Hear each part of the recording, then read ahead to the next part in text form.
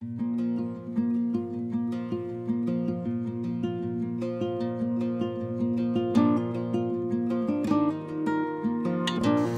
días a... Good morning, ladies and gentlemen. Before introducing our speaker for today, I'd like to welcome you to this masterclass program. Although virtually you've been following us since the beginning, I'd like to welcome the students from Alicante who are here in person today. They've had to rise very early and take a bus from Alicante at 6 a.m. So thank you very much for being here today. I think you're not going to be disappointed today, because today with our guest we're going to be addressing a very current issue. Pastore is a specialist in copyright licensing at Microsoft. He's a lawyer with extensive experience in the area of music. Before working at Microsoft, Albert worked for Nokia, and he was one of the people who negotiated the first pan-European license with collecting societies. And he also was a partner at a startup that launched 10 or 15 years ago the on-demand distribution system for music. And he's also been a lawyer in many law firms in Germany, London, and he's also been legal counsel for IFPI. So he's very familiar with the digital music market in Europe, and he's going to be able to describe what the evolution has been and what the current situation is. He speaks many languages, and he's going to be addressing you in English today. So please ask a lot of questions, because this is a unique opportunity that you have today. You know that here at this program we try to cover the situation of rights holders, academia, and users, those who need licenses, copyright licenses, and associated rights licenses. So we're very fortunate to have someone who's very familiar with all these issues. At Microsoft, they look at the strategy to negotiate and to license copyright, and he's responsible for providing advice at Microsoft in that area. So you have someone here who is a real expert in this area. So, Albert, you have the floor. El micrófono es tuyo. Gracias. Muchas gracias por esta amable presentación, introducción. Es un placer estar aquí. I'm going to speak in English. It's a pleasure to be here. Thank you, everyone, for coming, especially those of you who took several hours to arrive here. It's very much appreciated. I'm going to speak to you today a little bit about my experiences working in licensing on behalf of service providers, so obtaining licenses, doing rights agreements with different rights holders for different types of services. I am going to speak about two main areas. So first I'm going to start discussing a little bit about the important components of a license agreement, how you license copyright, how you license entertainment products. And then I'm going to discuss some examples that are especially interesting from the perspective of a digital service provider. So how things work in practice for downloads and streams, and some of the changes that have happened recently in the European space with licensing. I should add, I'm going to be speaking today on behalf of my own person, so I'm not going to be expressing positions or ideas of particular companies. I'll just be speaking on my own basis, having worked in this area for a number of years. So a lot of copyright seems fairly intuitive, a lot of it seems fairly straightforward, but when you look at the licensing processes, it can often be very complex or confusing. So some of the basic things that we may take for granted, like what is a download, what is a stream, may seem very obvious, but when you start licensing them, especially when you license in different territories, in different countries, it can be a lot more complicated. So for example, to start us off, it'd be interesting to discuss what rights do you think exist when you have a download, whether it's music, whether it's a film, whether it's a book. Does anyone have any ideas? Don't be shy. Reproduction, okay. Any other guesses or ideas besides reproduction? Communication, okay. So those are two principal rights. Maybe we have a little vote. Who thinks that you need a reproduction right for a download? Raise your hand. So that's about half of you. Who thinks you need a communication right? That's about half of you. Who thinks you need both? That's many of you. Who thinks it's an unfair question? Okay, nobody voted for that. We're going to discuss it a bit later, but you'll see that there are many different perspectives as to how these rights are granted and what rights may exist and are necessary for these different types of usages. So the first thing you do when you want to license copyright, when you want to do an entertainment project, is you need to figure out who the rights holder is. Now that can seem very straightforward.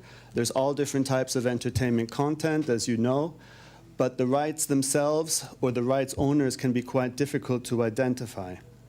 The reason for that is because there's often, as you probably are aware, a chain of rights and legal relationships that exist between rights owners and rights holders.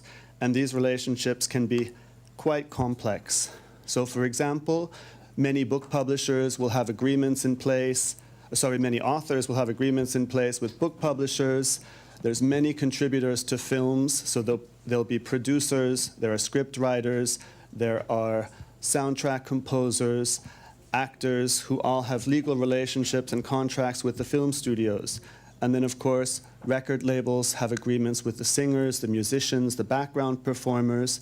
Music composers may have agreements with music publishers and/or collecting societies like Sagai. You'll see that some types of content, like a music album or like a film or TV program, will have many different rights contributors. So it's really important to identify what content you want to use and who the right owners of that content are. Effectively, who is the licensor or the licensors of such content. The licensor is, of course, the party who grants you the license. To the licensee is the party who receives the license. So once you identify the content, once you identify the rights holder, then the contract process begins. The first step, especially if you work at a big company, will be that you think about an NDA. Does anybody know what an NDA is? Non-disclosure agreement? Yes, very good. So an NDA is a confidentiality agreement, a non-disclosure agreement. It's an English abbreviation. And the reason that an NDA is important, as you probably can imagine, is that you're starting to discuss a project with the rights owner before you have any contractual obligations. So effectively, you want to keep something very secretive because maybe it's a new type of project, it could be a new type of service, it could be it could be a new film that you're working on, and you want it to be confidential vis-a-vis your competition. So you enter into an NDA oftentimes when one or both parties want to share confidential information. The second step will be the negotiation. Negotiations can last very short periods of time. They can also last very long periods of time. With rights holders, in my experience, negotiations can often go for very long periods of time because there's a lot of issues that get discussed in great detail, especially when you do new types of projects, when you do projects that are called disruptive. Disruptive means a type of service, for example, that doesn't exist previously. So you need to find new contractual or new licensing solutions that don't exist before. But the part that will be most interesting for you as copyright lawyers will be the contract itself.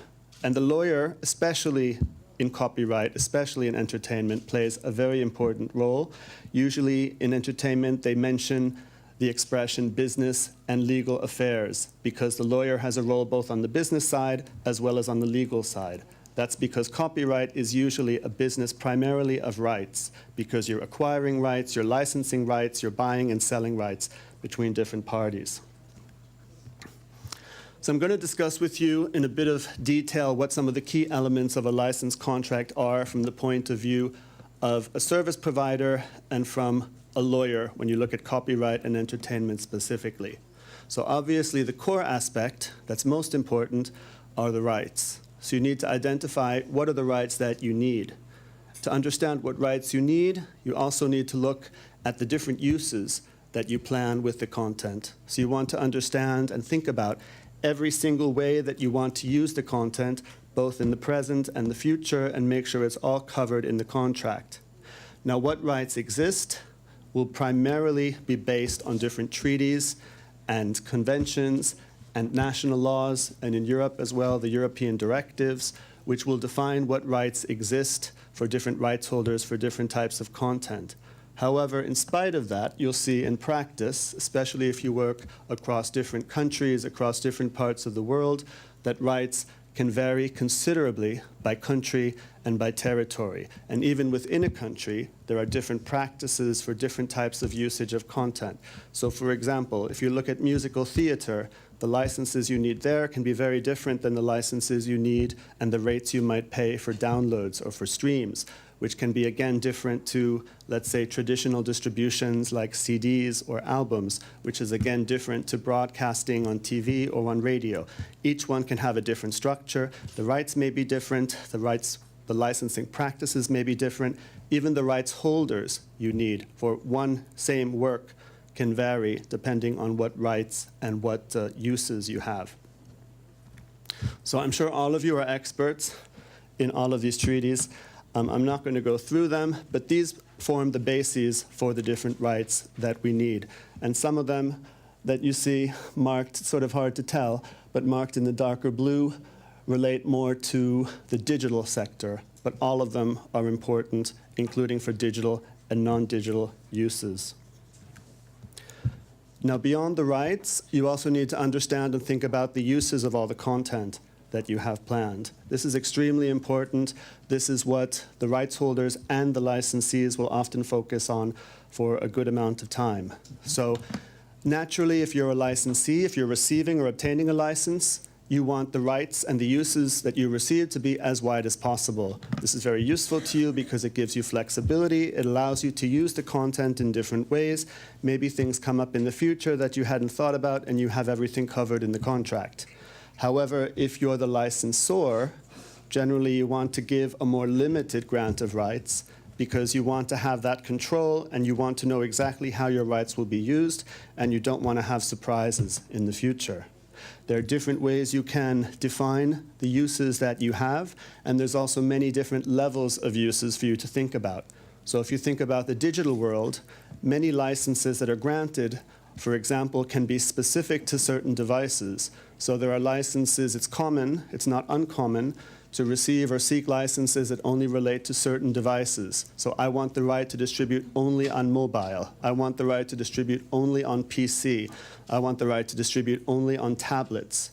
There's also different forms of distribution. For example, you can seek to acquire a license to put something in a CD or a DVD format. Or you might want to offer certain types of downloads, and there's different kinds of downloads, or to offer streams, or to put something on radio or on television, or you might want all of those different combinations of distribution forms. There's also different platform limitations that are also common. So for example, you might want to make something available on your website. You might want to make something available on all websites or third-party websites. Some people want rights to put things on YouTube or Facebook or to have links to those different sites. And a lot of that is defined in detail in all of the contracts. Generally, if you want legal certainty, you want to define as much as possible in the contract to ensure you have those rights. The same thing with broadcasting. There can be all different types of broadcast limitations or rights accesses that you may seek. So if you want to broadcast something in a television format, in a radio format, in an internet format, on your first-party sites, on your third-party sites, that's what 1P and 3P stand for. all of those things that are things that you would cover in detail in your license. Naturally, of course, also territories are relevant as well as periods of time.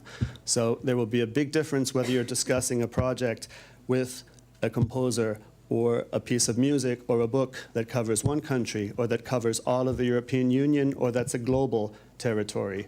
At the same time, the period of time is relevant, whether you want to do a project that lasts 1 day, 1 week, 1 month, 1 year, or longer.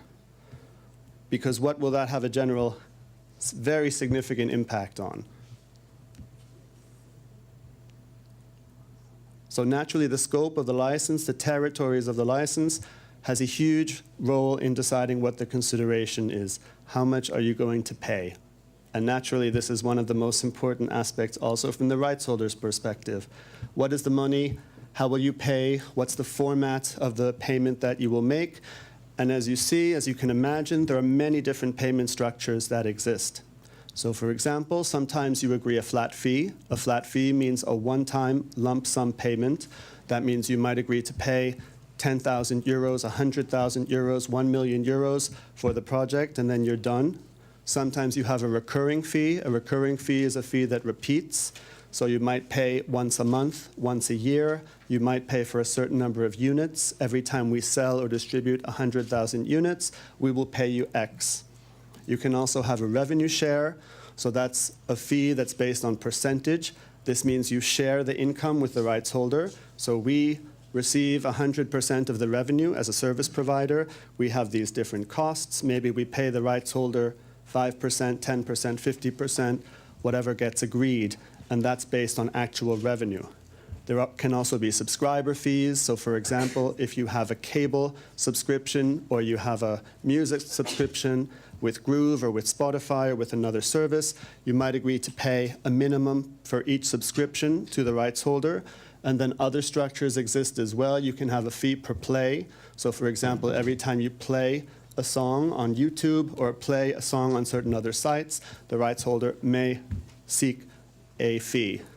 And then there's also other types of non-monetary value which have value as well. So for example, marketing commitments are often common in the entertainment industry because that gives a certain value to the licensor and or the licensee, and sometimes you offer that value in lieu or instead of a certain payment, or you get a lower fee if you agree to do certain marketing activities. Now those are the basic things that you need to be all set up for the contract, and then you can basically proceed and use the content. But of course, as lawyers, you want to have additional protection, because if things don't go right, or if errors happen, if unexpected things happen, you want a level of legal protection. And there are two basic common protections that you seek in the contracts. The first ones are called representations and warranties. Representations and warranties are effectively types of promises or guarantees that the licensor, meaning the rights holder, will make to the licensee. So effectively, this says things like, I promise you that I am the right party to grant you the license. I have these rights. I own the rights, or I will obtain the rights. I will obtain any permissions and clearances that you need. So for example, if you do a deal with Segai or a certain music publisher to work with Alejandro Sanz, maybe you need a special consent from Alejandro Sanz in order to do this project. And the music publisher or Segai might be willing to obtain this for you. Or for example, if you want to do a promotion with Harry Potter, you work with Harry Potter's publisher, and then Harry Potter's publisher will need to get the permission from the author, K.T. Rowling. So the representations and warranties are very important, but again, they're sort of promises and guarantees. But if a problem happens, you probably want an additional layer of protection, which will be what we call indemnities and indemnification. Indemnification effectively means that if something goes wrong, if you get a lawsuit or an action or a claim from a third party, that means that the rights holder will defend you and or hold you harmless. To hold you harmless, that means they protect you against a claim. That can mean that they might reimburse you for all the costs that you incurred. If you lose the lawsuit, they pay all of the fees. But an even better solution is often when they defend you. When they defend you, that means the rights holder will actually handle the court case on behalf of the licensee, and they will resolve it, and they're responsible for any actions, for any fees, any costs that are involved. This often makes sense if you think about it, because the rights holder, especially when you think about the chain of rights that I mentioned, the rights holder is in the best position to usually defend against third-party claims, because the rights holder knows the circumstances, the conditions, the terms of their different contracts. So they know, the book publisher knows what relationships and what rights they have from the author. The record label knows what rights and relationships and contractual duties they have with the singer or the performers. There are also other types of relationships that often happen on a contract level in the entertainment world that are also worth considering, especially depending on what type of project you have in mind. So exclusivity is very popular and very has a high value to licensees, because exclusivity effectively means it's a promise to work only with one party in a given circumstance. Now, exclusivity can mean different things. It could mean, for example, that I am the only party to distribute this new album from this artist, or this book, the new Harry Potter book, the latest one in the series, is available only in my stores. This has a lot of benefits to the service provider because it can drive attention, it can drive traffic to the service on the one hand. On the other hand, it also creates a lot of attention for the service provider or for the party who's doing this project. On the other hand, from a rights holder perspective, they need to consider this, evaluate this very carefully, because exclusivity on the one hand can be a great opportunity, but it also is a limiting opportunity, because by agreeing exclusivity, the rights holder is then agreeing not to work with other partners. Therefore, exclusivity tends to be very limited. It can be limited to a territory, it can be limited to a time period and or a distribution type. Usually it's limited to all three. So for example, the publisher of Harry Potter can have a promotion across the European Union, and they can decide if they want to have exclusive projects. They can do a different project for each country of the European Union if they so choose. So they could work with 20 or 30 parties at once. They can also have exclusivity for certain distribution types or certain devices if they wish. So for example, it's not uncommon to say this album is available only on this digital service of all digital services, but it can still be available as a CD in all different stores. So there's all different types of exclusivity. Another aspect of copyright licensing that's rather common are endorsements. Endorsements are effectively sort of promotions or linking of a brand, and a brand can be an album, an artist, a character, it can be Mickey Mouse, with another brand or with another project. So for example, instead of saying that Adele's new album is available on my music service, it is saying that Adele wants or pushes or promotes my service specifically. So Adele says, go to service X, go to Microsoft's music service and get my album there. So it's basically putting one service ahead of other services. It's preferring services. It's basically a linking of different brands. It can happen in all different functions. It can happen with services to say, buy my product on this service. It can also be a linking of different products. For example, linking, a certain football team with a certain type of car and saying, we're working with this type of car, and Mercedes is the best according to Real Madrid. Things like that. Usually, again, when you have endorsements, you also want exclusivity, because you don't want to work with a football team that endorses Mercedes one week and the next week they're endorsing BMW. So generally they will say, there needs to be exclusivity for this period of time, for the period of the promotion, and then maybe for a period afterwards as well. And the third type of activity, which is rather common, are promotions and marketing. These tend to be lower value, and this is where there tends to be a joint interest for both parties, the licensor and the licensee, to have an effective relationship. So if a rights holder is licensing their content, if I'm a book publisher and I'm allowing my books to be available on your service, I want your service to do rather well because I want people to buy my books. So there might be agreements where they say, okay, we will give you additional marketing materials, we will give you an interview with the author, we will, if you're an album, you might have an exclusive remix of a song. If it's a film, there might be a making of clip that you make available, and then you add those things to the service and add those things to the contract in order to promote the sales of the product. Because ultimately, at least from a digital service perspective, there should be a mutual interest that's aligned, because both the rights holder and the service provider want to sell and distribute their creative content. When you look from a digital service perspective, there are some additional aspects that are quite important that relate to content delivery, metadata, and reporting. So content delivery, especially in the digital world, is very, very important. Of course, in the physical world, if you want to sell books, you order 1,000 books of whichever author or title that you choose. You can order CDs, you order DVDs. But in the digital world, it's very different, because effectively, there's an archive sitting there of all the different songs, all the different books and films that you want, that you offer for sale, and then people can select them at any time.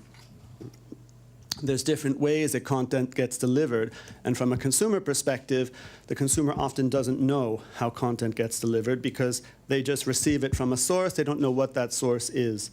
But if you're a service provider or if you're a rights holder, you might have a certain preference as to who controls your content, because when you give your content to a service provider, then the service provider is the custodian of that content. There can also be a great amount of expenses involved when you host or when you archive a large amount of content, because some types of content, especially films, books with pictures, can be huge files. And when you have tens of thousands, hundreds of thousands of files, even millions of files, it can be a huge quantity to keep. Bear in mind, many of the music services now offer tens of millions, 30 to 40 million tracks. So that's a huge quantity of content that's sitting there waiting for people to potentially buy it. Another aspect that's very important, especially from the rights holder perspective, is metadata. Does anybody know what metadata is and why it's important? Anybody want to give a guess? So metadata is effectively data that identifies the content. So there's different levels of metadata, but you can imagine in a digital world, it's super important, because if you want to buy a book, ideally, you're going to know, you want to know who the author is, what the book title is. You need to be able to research it and find the book. Otherwise, you can't really use a digital service because you don't know what's available. Same thing with a film, with a song, etc. There's also other levels of metadata which are very important, especially for the rights holder and for the licensee, which are things like what's the publisher of the book, what's the record label that owns this album, what's the code of this album. There's all sorts of codes that exist. For example, for films, there's an ISAN or ISAN code, ISAN. For albums, there's an ISRC code that is associated with every song. There's an ISWC code that collecting societies like SIGAI would use to identify each work, meaning each individual composition. And you can imagine, if you think about it, why the metadata is so important, because of the reporting that has to exist between the licensor and the licensee, meaning the licensee will issue reports to the licensor, but the licensor then needs to issue reports to its stakeholders. So remember, in the past, in the book world, where you have physical paper books or where you have CDs, a record label or a book publisher will sell 500 books to this store, and they know that there are 500 units. But in the digital world, they're going to send one copy of the book to the service provider. They're going to send one copy of Adele's new album, and that's it. And they don't know whether that album has been reproduced and sold 1,000 times, 1,000,000 times, 5 million times. So the metadata, the reporting from the licensee to the licensor, will indicate all of the units that have been sold or distributed to the different rights holders. So they know this is how many times my book, my album, etc., has been sold. Now then the rights holder, the licensor, has a similar duty, because remember, a book publisher can represent 1,000, 5,000 authors. A film studio may have 10,000 films in their archive. A record label will have hundreds of thousands of albums, potentially. And then they need to issue reports to each of their different rights holders that they work with, or their stakeholders, and say on a regular basis, you know, Prince, we just sold 20,000 copies of these albums. And then they would make a payment to Prince's estate reflecting that. The same thing, Sagai will issue reports to its music publishers and to its composer members and say, your song has been downloaded or streamed this many times on these different services, and then they accompany that with a payment. All of these things are based on the digital distribution reports that happen between the parties, so you can imagine that having common standards for reports and frequent reporting accompanied with payment is very important. So in the reports, basic information that's necessary will be things like what was the sales price of these products, how many units were sold, what's the identifying data of each of these works. So for example, what's the film name, what's the film production date, potentially who's the director of the film, other specific information, and then when were these films sold, or when were these books sold. Bear in mind, rights and copyright ownership can often change hands, so the dates can be very important. You know, for example, music publishers will often take catalogs and they will say, okay, I'm going to sub-license my publishing catalog to this publisher in France for 2016. And then if I'm not happy with how that works, I can sub-license my rights to a different music publisher for 2017. And the same thing can happen with book publishers, with record labels, et cetera, that often have parties that may do distribution for them in certain smaller or regional markets. So the metadata, knowing which rights holder owns what rights in what period, is all very significant for them. Of course, in the contract, there's many other aspects that are relevant. I'm not going to go into all of those details, but those were some of the highlights from a copyright lawyer's perspective.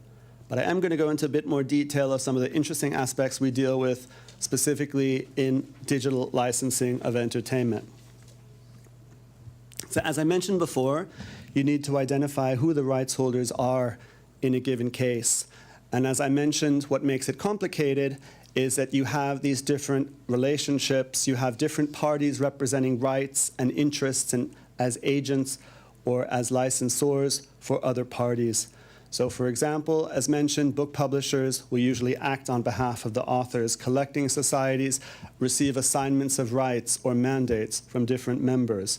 And then record labels will basically own the recordings in many or most cases of the singers whose recordings they license. In addition to that, there's an additional complexity due to the different formats that can exist and the business models for digital content.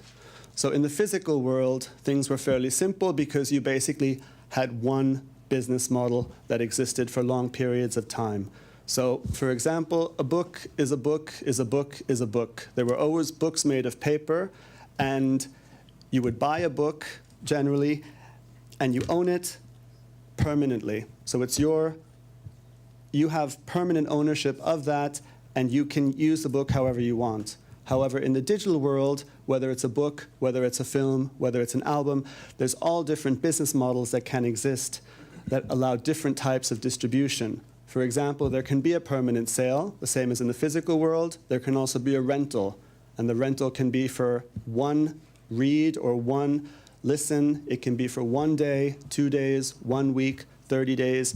There can be subscriptions. Subscriptions can be for various periods of time and can allow different types of usage.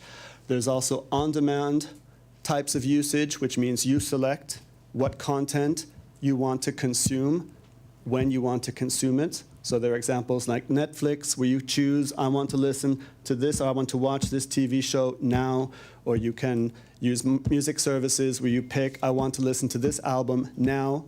And those have one business model and one type of financial terms, potentially.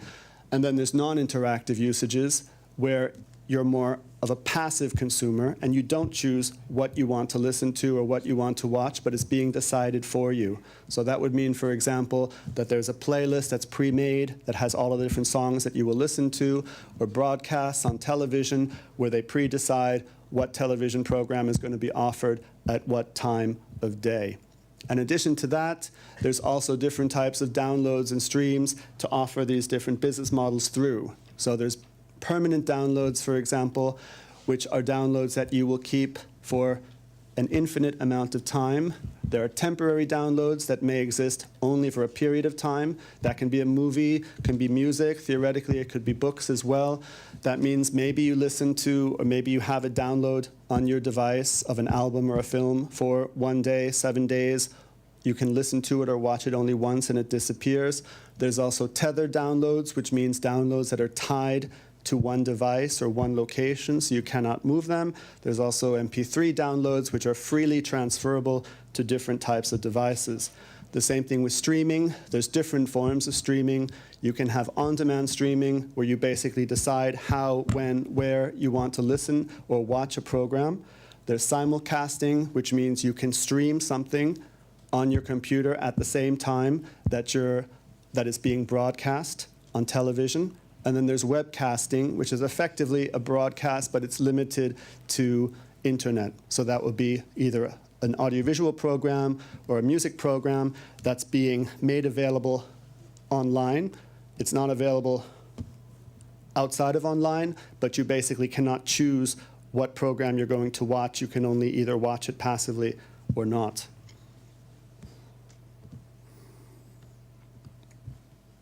In terms of licensors, where do you go to get these different rights?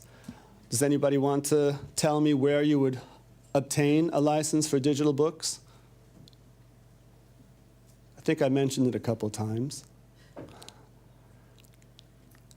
So the main rights holder for digital books is the book publisher. So books are fairly straightforward. It's one of the easier things to license because the book publisher generally gives you all the rights that you need on behalf of the publisher and the author. When you license films and TV shows in the digital world, it's a bit more complicated.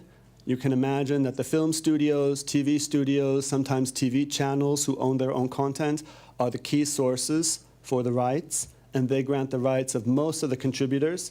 But generally, there's one right for one type of content that's excluded in the digital world, and you need a second license as a service provider for this type of content. Does anybody want to guess what type of content you need to license separately, especially in Europe? I'll give you a hint. You're sitting in their offices. So generally,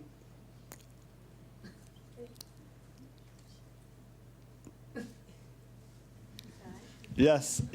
Not just Sky, but basically all of the music composition rights. But you're right. So in Spain, it would be Sky.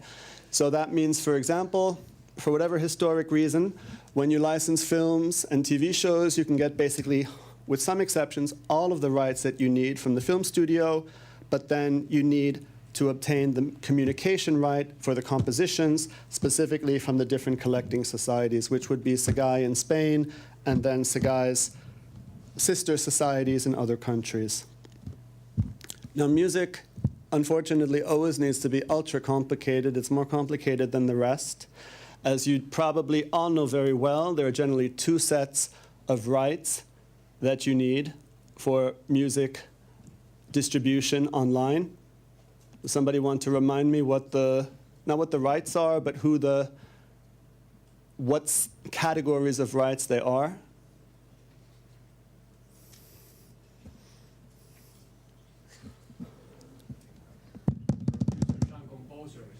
Composers and producers, excellent. Yes, you're right.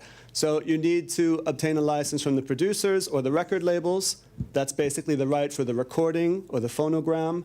They represent the rights both of the performers and the producers together. So that's one set or category of rights. The second set or category of rights relates to the musical work or composition, which means the rights of the composer, author, lyricist, and music publisher. Now, the record label side, the recording side, the phonogram side is fairly straightforward. Those rights are easily obtained. Well, not easily, but they can be obtained from the record label, generally on a multi-territorial basis. The music composition rights are a bit more complicated for, again, a lot of legacy reasons in terms of how music composition licensing developed over time.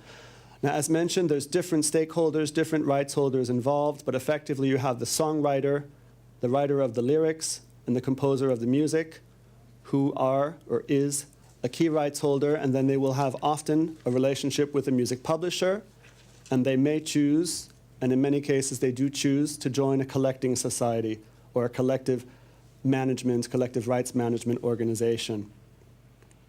There are two main rights that you generally need for digital music or digital compositions. We mentioned what they were before, reproduction and communication. And we mentioned before, I asked you before initially what rights you need for a digital download. So who thinks, just to remind me of how you voted, who thinks that you need for a download only a reproduction right and nothing else? Anybody want to vote in favor of that? Okay, nobody's voting for that. But if you were in the United States, if you were in Canada, if you were in Mexico, if you were in Switzerland, all you need is a reproduction right for a download and nothing else. And if you had anything else, it wouldn't help you. And if you didn't have a reproduction right, you couldn't offer a download. Who thinks you need only a communication right for a download? Okay, I see one person. And if you're from Turkey, you would be right, because in Turkey, there's apparently a court case that says you only need a communication right for a download. It's very unusual. Who thinks you need both? It has to be nearly everyone, because you didn't vote for anything else.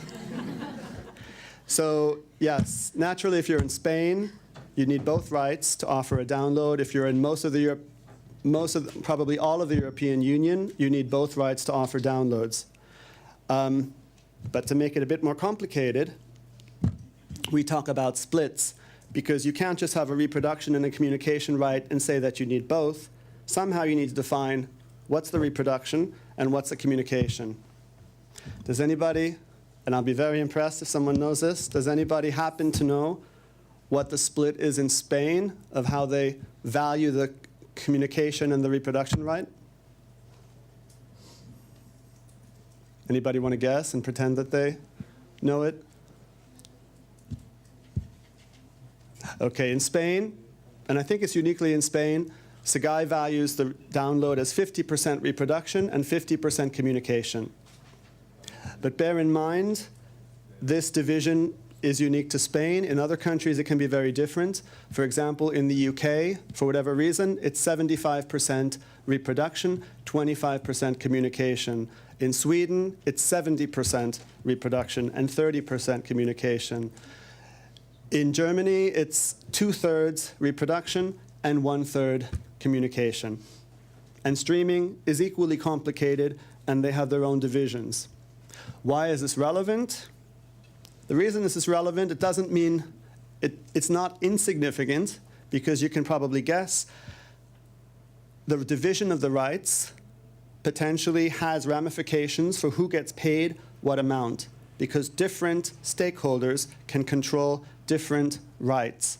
So for example, and again, this is very country specific, but a reproduction right is often controlled by a music publisher in many territories, but not in all territories. A communication right is often controlled by a collecting society and or by the composer.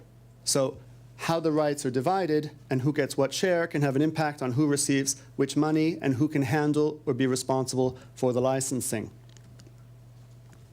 So, and of course, naturally, none of this is simple. It depends on different countries. So I'm only going to talk about a couple countries, Spain, I'll mention the European Union, I'll mention the USA. But just as an example, and Spain is different to the example I just mentioned, music composers in Spain can decide to work with a music publisher.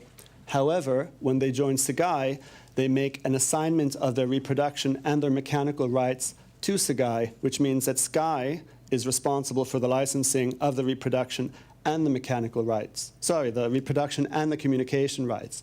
Reproduction and mechanical are more or less synonymous. Performance and communication are more or less synonymous, or there's differences in different countries as to how they're used. But I put both of them just to cover everything. Also, different collecting societies will have different, let's say, levels of rights in the sense that they obtain the rights in different ways. So if you look at Sagai as an example, they will have direct members, and the direct members will, as I mentioned, assign their rights to Sagai. So effectively, Sagai is the rights holder or the rights owner who can act on behalf of those members. And on a global basis, for example, if you want to use compositions from Alejandro Sanz, it's possible that Sagai could give you a license because Sagai is the direct assignee, meaning the direct recipient of the rights from the composer himself, herself. There's also mandates that collecting societies will have. So this means, for example, a music publisher who owns certain rights themselves on behalf of itself and on behalf of their composers can grant Sagai a license or grant Sagai a mandate saying, you are authorized to give licenses for my repertoire, maybe in Spain, could be for other territories, and could be for certain categories or conditions for certain types of licenses. And then a third type of relationship that would exist in Sagai, only looking at music, would be reciprocal agreements. Reciprocal agreements are agreements that Sagai would have or that any collecting society might have with sister societies. And the way it works is if you have Sagai and then there's CI, the Italian Sagai, the Italian collecting society, Sagai will say to CI, if you let me represent Italian repertoire in Spain, then I will collect revenue for it and pay it to you, and then you can also represent Spanish repertoire in Italy, but then you will collect revenue for Spanish repertoire in Italy and pay it back to me. So that's how the different collecting societies share or license repertoire amongst each other, and that is how the repertoires are covered across the world, because there will be potentially 50, 100 or more reciprocal agreements that exist between the different collecting societies, between the Filipino Collecting Society and Sagai, to make sure that Philippine repertoire can be licensed in this country and to make sure that Spanish repertoire can be licensed in the Philippines. This enables the collecting societies historically to grant what we call blanket licenses. Blanket licenses means you get a license that covers more or less all of the musical works of the world, because through the reciprocal agreements you have pretty much almost universal coverage. As I mentioned, there's also a division between exclusive and non-exclusive repertoire, because the mandates and the reciprocal agreements are non-exclusive grants to Sagai, or they might be exclusive grants only on a limited territorial basis, whereas Sagai will have its direct membership that it represents on an exclusive basis, especially in Spain, potentially on a non-exclusive basis abroad, when Sagai gives reciprocal agreements or agrees reciprocal agreements with other rights holders. Just to mention the USA as a counterexample, so I mentioned that a composer in Spain will give an assignment for its reproduction rights and communication rights on an exclusive basis to Sagai. Now, if you're a composer in the USA, there are several different Sagais or collecting societies you can choose from, but they represent only the communication rights. So in that case, you would pick one of them if you choose, and you will grant an assignment solely for the communication rights to that collecting society, and you retain control over the mechanical right. So you see already, in the US example, you have two different rights holders who are able to grant a license. You have the mechanical or the reproduction right, which sits with the composer and then the music publisher, and then you have the communication right, which was assigned to the collecting society. To make it even more complicated, in the United States, the assignment is non-exclusive. So that means that the communication right can be represented and licensed by the collecting society, or the performing rights organization, as they call it in the USA, and or by the music publisher, and or by the composer. So you have three sources for one right, and then you have one source effectively for the other right. And other countries have combinations of these different examples to make it even more complicated. So when you're doing licenses on a multi-territorial basis, it becomes quite complicated. Then welcome to the European Union. So the EU has made a lot of changes over time, and the licensing now is probably the most complicated it's been. We probably will see another change in the near future, but I'll give you a brief idea how it worked in the past, how it's working today, and and what may happen with the Collective Rights Management Directive that was recently passed a couple years ago. So every time there's a new service model, a lot of discussions may happen from anew, which means some rights holders may want to apply existing models of licensing, other rights holders want to apply new models of licensing. So initially, when we first had digital music services back 10, 15 years ago, some of the collecting societies took the approach that a territory of origin license should apply. This is what generally applies to broadcasters. This means, for example, if you're the BBC, and the BBC is primarily, it's based in the UK, therefore, the BBC only needs a license from the British Collecting Society and from no one else.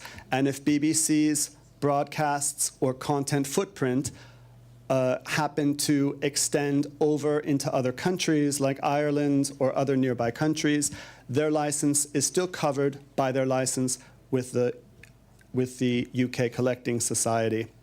Now, of course, that was in the interest of some collecting societies and not others, depending where the service providers were located.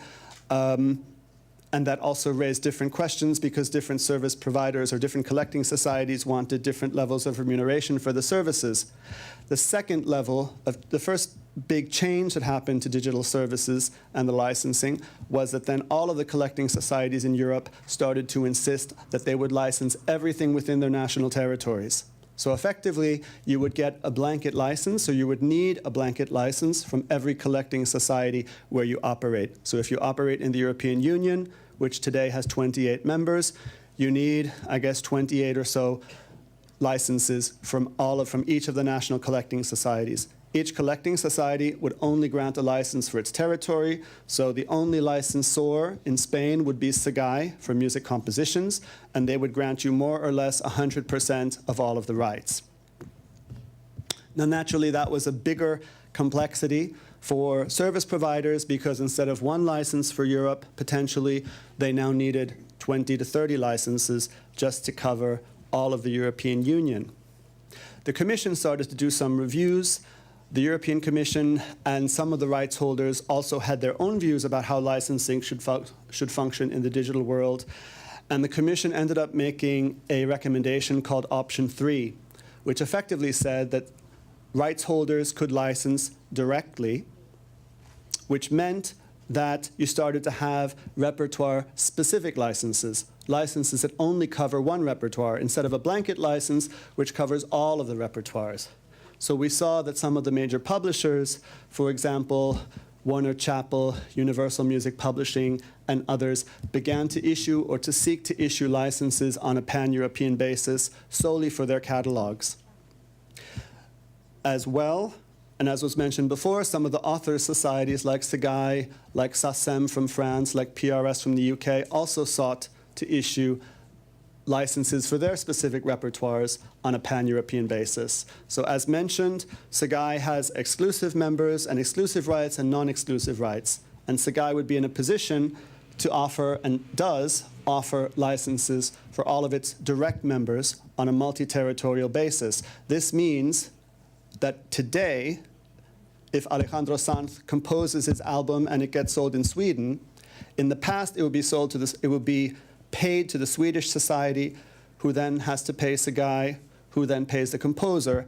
But today, it will be paid directly to SEGAI, who then pays it directly to the composer.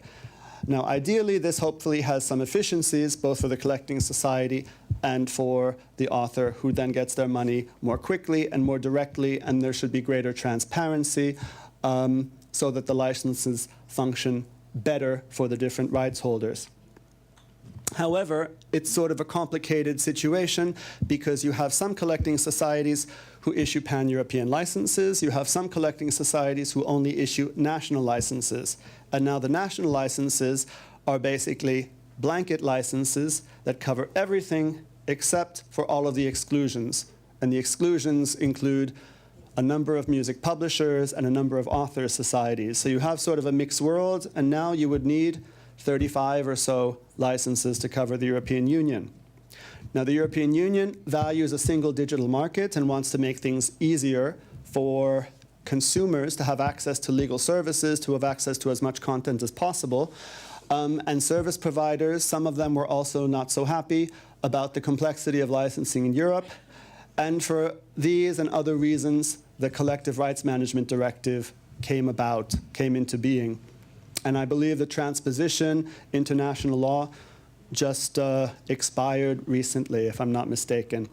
Now, what the Collective Rights Management Directive has in mind is it wants to encourage all of the rights holders to offer pan-European licenses so that it makes it easier to offer services across a number of territories in Europe.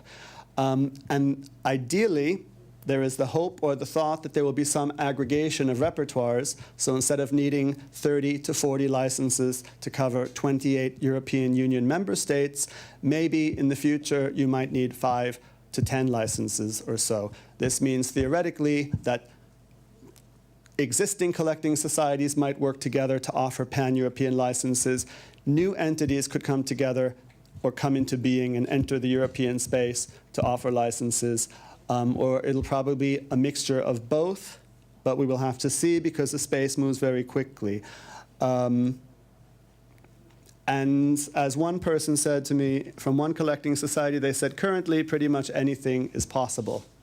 But what's worth understanding is that service providers often will have to limit the services or the territories that they offer their services in for a number of factors, but sometimes the territoriality of some of these licenses can then be an impact because obviously it takes additional resources to get the additional licenses. It takes a lot of work, and then evaluations need to be made where we will offer the services, what licenses we can obtain, and how easy is it to do it. So that was a taste of my job and all the stuff that I get to deal with. If you have any questions or thoughts, I'd love to hear them.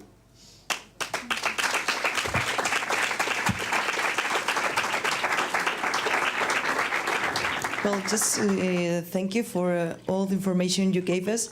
And I would like to ask you about some websites or any platforms where you can upload some videos or music and you just can have it for once or twice or at the period you choose. I don't know anyone, so okay, it would be sure. nice. You want some examples? Thanks. So yes. So in the film world, it's particularly common where you can rent a film, and then either you're able to watch the film only once, or you have a limited period of time to watch it, something like 48 hours or 7 days. So for film rental, what we call PPV, pay-per-view, or VOD, video on demand, it's very common to do that. I worked previously for a music service which was non-interactive. That was for, I think, €4.99 a month. And there you could download playlists and you could only listen to them once. And then they would disappear. Either you listen to them once or they disappear after 30 days, and then you can choose a different playlist. And the reason that those types of limitations exist is it gives you more financial options. So for example, there are some services where you can listen to whatever you want to, when you want to, and it may cost 10 or 12 euros a month. And then there were other options that existed that were maybe 5 euros a month, where you have a non-interactive experience, where they give the music to you. If you like the playlist, you can only listen to it once. And then you need to choose something different. In the film world, again, the same situation. Some people maybe don't want to spend the additional money to watch a film, or some people want to watch a film only once, not 10 times. So there's a lower fee associated with the rental, and therefore generally, in many cases, you can watch it either once or twice, or it's limited to 1 or 2 days. Okay. For books, I'm not sure if that exists, but it's certainly a business model that could come about if there's interest.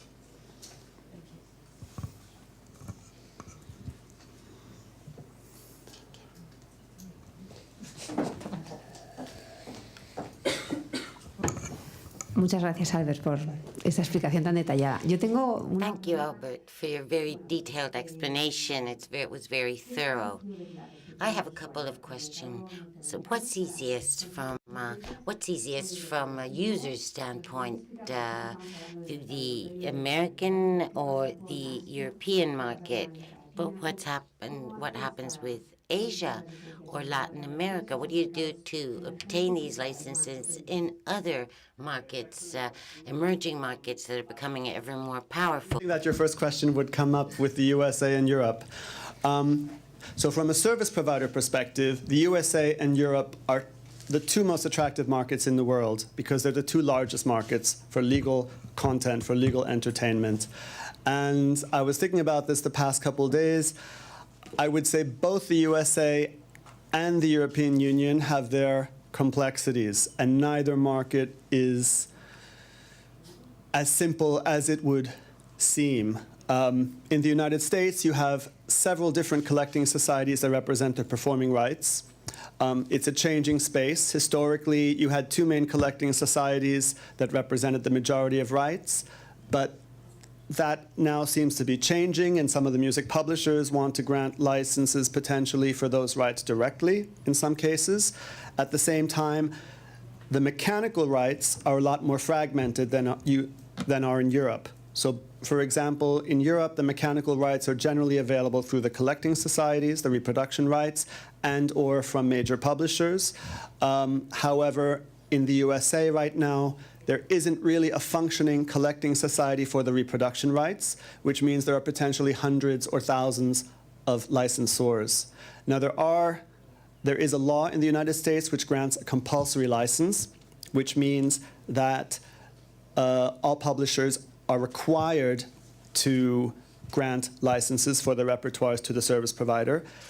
But again, due to the complexity of the market, let's say it's not as simple as it seems. So the number of licenses you potentially need can be very high. It can be very expensive simply to seek, obtain, and manage all of the licenses in the USA.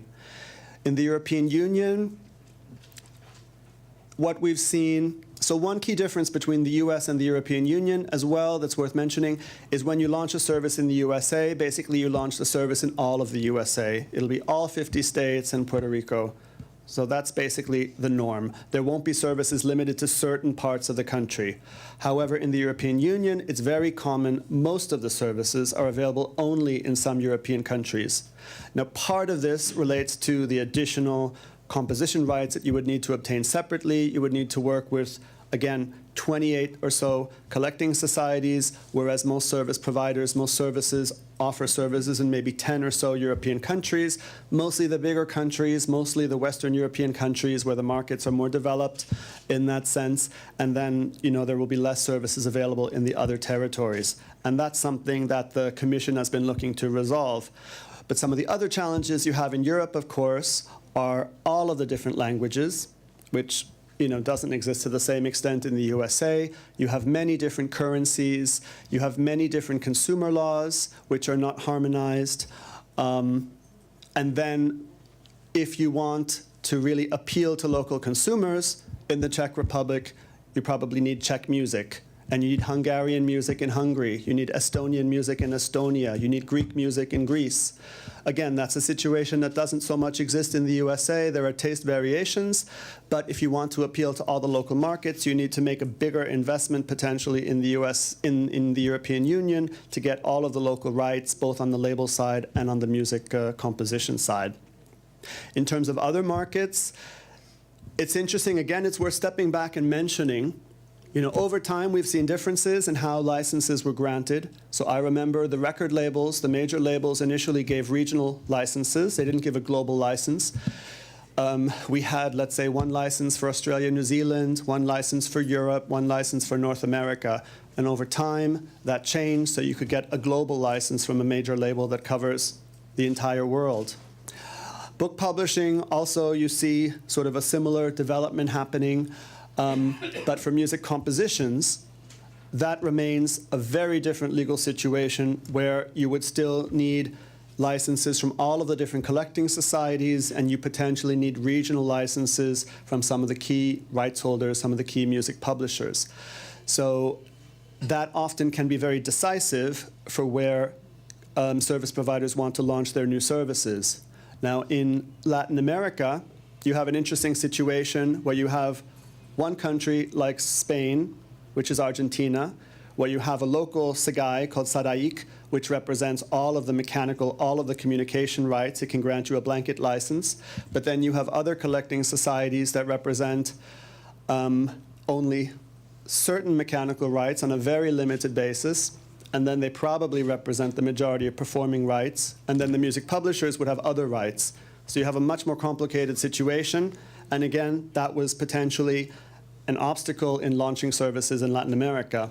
Now, one thing that happened, where I understand Segai was very involved, as well as some of the other larger collecting societies in Latin America, is they created a project called Autor, where they can grant more or less a blanket license with Segai, with Sadaik, with other key rights holders to cover all of the Latin American space except for Brazil and except for Mexico, which I guess are two of the other largest markets that are still independent.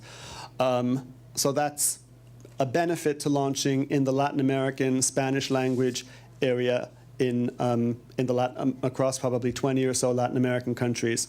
Asia is, I guess, still very complicated because there's no harmonization, there's no real licensing solution that exists because all the different collecting societies operate independently, the music publishers operate independently. However, there have been some changes. For example, Universal Music has been working with the Australian collecting societies, APRA-AMCOS, to offer pan-Asia licenses solely for the universal repertoire. And some of the European collecting societies have apparently done certain deals with certain service providers covering over 120 countries, which would then also include Asia. But definitely there's a lot of room for change to make it simpler, because effectively they want to, rights holders have a mutual interest with service providers to make services available in as many countries as possible, as quickly as possible. And if you have to do 100 licenses for all the music publishing or music composition rights to reach the 50 to 80 largest territories, that can be an impediment. So it's definitely an area where I think change will happen and where it's important for there to be change over time.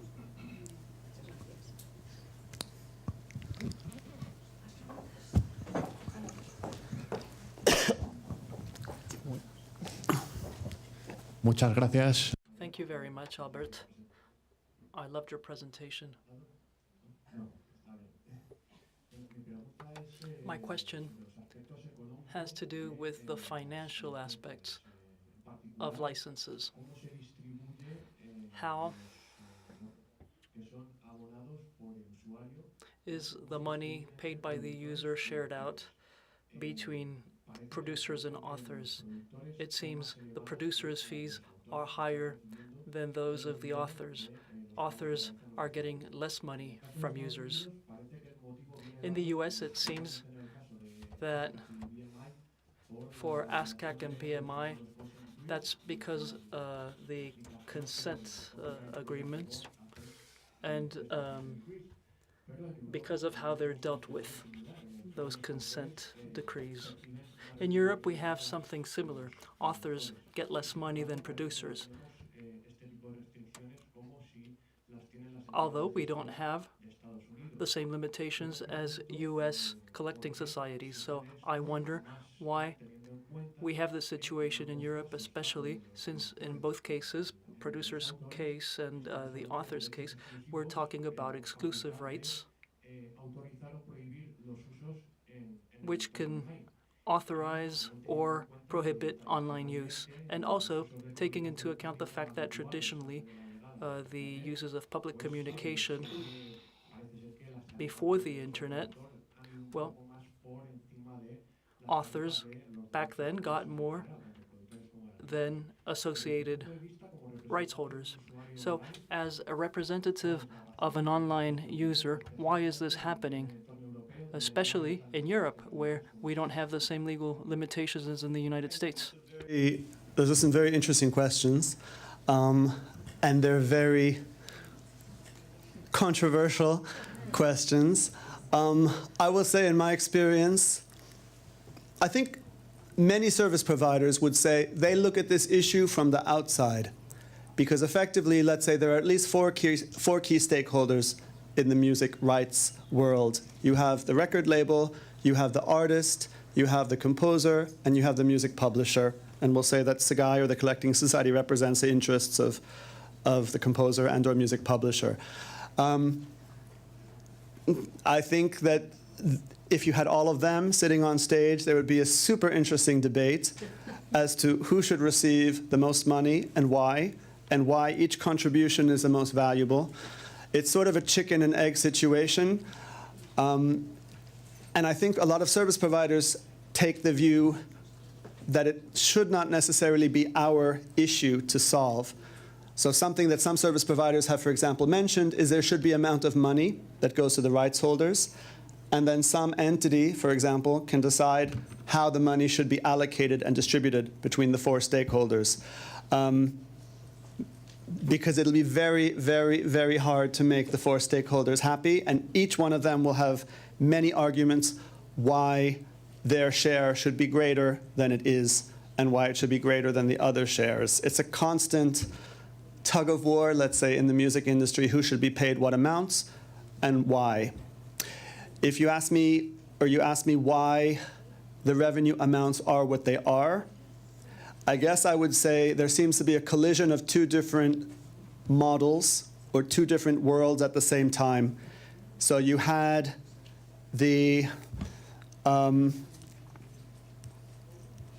evolution of the physical market that moves into digital. So you had CDs, and people might say that download albums, etc., replace CDs. And then you have the digitization of the broadcast market, radio, television, where you have a streaming model, and you can have a very non-interactive streaming model like you have on radio, so a webcast, where you say webcast is very similar to radio, potentially. And then you have new areas like interactive streaming, where you say this is not really the same as radio, it's not really the same as a CD, and what should the value division be? Again, not really for service providers to say what that answer is, but each rights holder comes at it from their perspective best position. So some rights holders may say, if you're representing the communication to the public right, you might say this is more like traditional radio, and therefore the rates that we receive should be very high. Other rights holders will say, this is the evolution of a CD, so whether it's a download or even if it's an interactive stream, then our value should be similar to what we receive for CD. And certain rights holders did very well or got a much larger portion with CDs, and certain rights holders did better on the communication to the public side. How this will be resolved, in my view, this is still a moving space. Digital models are still changing. We don't know where we'll end up, and as I said, it's extremely hard to say who should receive what amount of money. Clearly, rights holders have done deals, so there are various benchmarks and precedents that have been set between them in terms of what valuation they see as fair. The other pressure that also exists is that for many years the music industry has been falling, the overall revenues have been in decline. So when there's less revenue, that means the remaining stakeholders fight even harder to get a larger share, because you're looking for a larger percentage of a smaller pool. Ideally, we'll hopefully bounce back, we will see with time, into a world where the music industry is growing and where there's more money to be shared amongst more parties, because obviously there's a mutual interest with the service providers and the rights holders in achieving that. But in the interim, there are a lot of debates within the music industry, and not only between the recorded rights holders and the music composition rights holders, even amongst the music composition rights holders, you know, there's more than one stakeholder, and there are different views as to how the values should be shared. And I mentioned the splits before between the communication right and the reproduction right, and there are many strongly differing values there, or differing opinions in the music publishing, collecting society world as to who should receive which amount of money, who should be licensing. And again, that can vary by rights holder, it can vary by country, and sometimes different laws will have different positions as to how these things should be handled. So it's an excellent question. Time will tell how these things get resolved. Gracias, muchas gracias.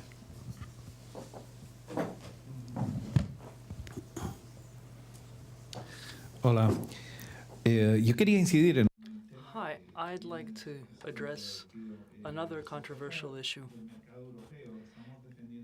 On the European market, we're supporting a digital single market law, but contrary to the United States, where, as you said, all the content goes all over the United States. Well, in Europe, we have different countries with different intellectual property laws, with the geo-blocking system. So we have different languages, cultural differences, different cultural rights, and that's very positive. On the one hand, because we have more content, different content, attractive content, but on the other hand, it's counterproductive because it's an obstacle to having a single market where everything is harmonized. So we find ourselves in a contradiction. Do we really want a digital single market? Do we really want that harmonization? To what extent can it damage cultural variety? Or do we really need to do away with borders and harmonize everything? And will that be positive? Because maybe it helps us defend ourselves against the massive invasion of American content. Levels, I would say. First of all, at a higher political level, I would say there are the points of view of different member states and the European Union. What should the European Union be and seek to be, and how should that work? There are different positions as to how the European market should work. There are some rights holders who prefer to have a market that's divided in different countries because it suits business models that have existed for a long time. Some service providers want to make or easily do make their services available in many countries. Other service providers like to have the choice to decide what service they launch in what territory. There are also questions of economics where they say, for example, there's potentially a very high cost of entry into the US market because you will have to enter the whole US market, and rights holders know that has a high value, so they want a high remuneration, they want a high return, a high revenue. In the European market, the same thing has been, let's say, threatened. However, you have the ability, if you only want to trial or try to launch a new service in one country or to offer a service in one country, then you have the possibility to trial that service only in one country, and the expectations, the fees, the costs that you might have to pay might be a lot lower. So there's an interesting question, for example, if you look at a startup, you look at Spotify, you can look at other startups as well. Some have started in the USA, some have started in Europe. Is it a better model? Is it an easier model to launch in the USA and have access everywhere? But then you need potentially a lot more venture capital. There's a lot more requirements. There may be much greater risks whether you succeed or you fail. Or is it better to have a model where you can launch only in Spain, only in Sweden, and then you go to additional countries? It's very hard to say. Some services have succeeded in Europe, starting in Europe. Many services have started in the USA and have been successful there. So both sides have. Again, it's very hard to say which solution works better. In terms of cultural diversity, I totally agree that Europe's cultural diversity, Europe's linguistic diversity has huge value. It's interesting, from my personal perspective, it seems that a lot of European consumption is either, and I'm generalizing, but it's either often local content or it's, let's say, Anglo-American content, right? So people seem ready to consume British-American content. People are ready in Spain to consume Spanish content, Swedish content in Sweden. But how much curiosity or how much appetite is there for Spanish people to listen to German content or to French content? And that's part of the European diversity. Now, you can think, why is that? Is that because that people don't have access to the content? Is it because of taste? Is it because people speak better English and they don't speak German or Swedish or French? You know, it's hard to say. I do believe that there are a lot of opportunities for services to make it easier to explore content in different countries, because I know, you know, there is interest in different countries for different types of content. But I think the European Union could do a bit better, and I don't know who's responsible for this, whether it should be more the European Union, whether it needs to come from the service providers or otherwise. But there are opportunities to promote European content in Europe, and not just in the country of origin, but in other countries, because Spanish people will know or have access to Spanish content fairly easily.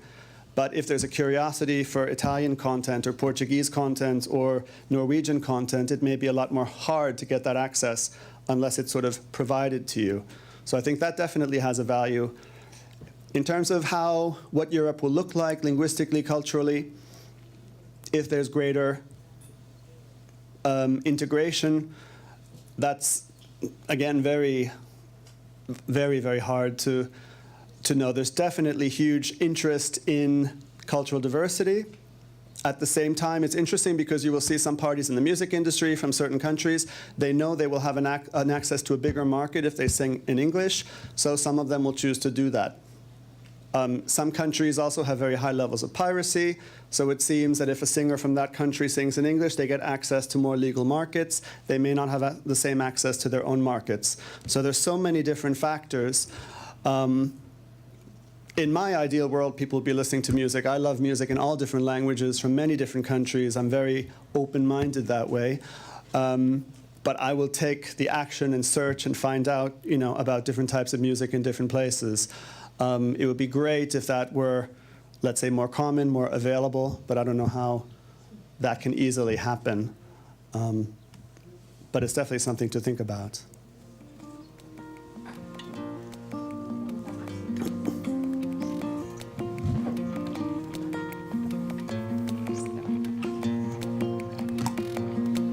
That's perfect. So thank you very much. Muchas gracias. Ha sido un placer. Thank you for your attention.